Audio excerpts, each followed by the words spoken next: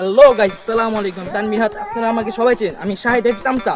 Oh sorry guys, বিশ্বাসের তামসা। তো গাইস, আপনারা সবাই জানেন গত কয়েকদিন যাবত আপনাকে নিয়ে অনেক গণমাধ্যমে অনেক কথা হচ্ছে। আমি টুট নিউজ চ্যানেল থেকে আসছি। তো আপনার শাহিদ আফ্রিদি নিয়ে যে আপনাকে নিয়ে একটা ঘটনা ঘটছে বা কথা ছড়াচ্ছে, তো আপনার মতবাদ কি এই বিষয় নিয়ে? আফ্রিদি ভাই ক্যামেরার ভিতর যেরকম, ক্যামেরার বাইরে আরো বেশি ভয়ঙ্কর। তো আমরা তো জানি আপনাদের দুজনের মধ্যে অনেক ভালো একটা সম্পর্ক ছিল, বন্ধুত্ব ছিল। তাহলে আপনি কিভাবে তার সাথে এত বড় একটা বিশ্বাসঘাতকতা করতে পারলেন?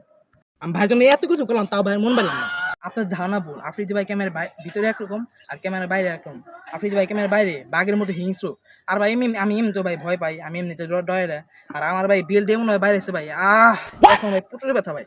আমার মনে হয় না ভাই যে আমার মতো আর কেউ, মানে আমার টিম মেম্বারদের মধ্যে আর কেউ এরকম ভাই মেরে খাইছে। তো ভাইয়া, শাহিদ আফ্রিদি ভাই নাকি আপনার বাসায় ছিল, আপনি নাকি হলো ডিবি কে ইনফর্ম করে তাকে ধরাই দিছেন।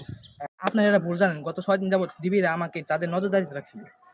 তো রাহাতের সাথে কথা বলে আমরা এটাই বুঝতে পারলাম, শাহিদ আফ্রিদিকে ধরে দেওয়ার পিছনে রাহাতেরই হাত আছে এবং সে একমাত্র জড়িত এর পিছনে। ভাই এটা কি করেন? আমি এত আপনি এটা করছি ভাই। হ্যাঁ ভাই, আপনার এই ওটা আসলে খারাপ।